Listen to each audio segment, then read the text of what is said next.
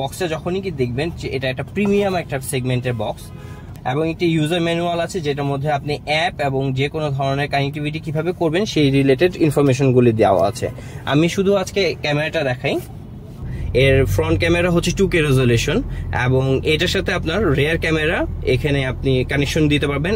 এটা হচ্ছে আপনার রেয়ার ক্যামেরার জন্য এবং এটা হচ্ছে আপনার টাইপ সি কেবল যেটা ফিউজ বক্সের সাথে কানেক্টেড থাকবে।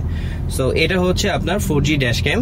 এটার বিশেষত্ব হচ্ছে এটা আপনার 4G সিম সাপোর্ট করবে এবং এটার আপনার 128 GB পর্যন্ত মেমোরি কার্ড সাপোর্ট করে।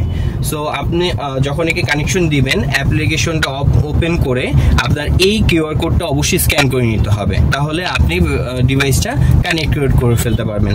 আপনি গাড়ির ভিতরে থাকেন বা বাইরে থাকেন, যে কোনো জায়গায় থাকেন, দুনিয়ার যে কোনো প্রান্ত থেকে আপনি এই ক্যামেরার সাহায্যে আপনার গাড়ি যে কোনো অবস্থায় দেখতে পারবেন।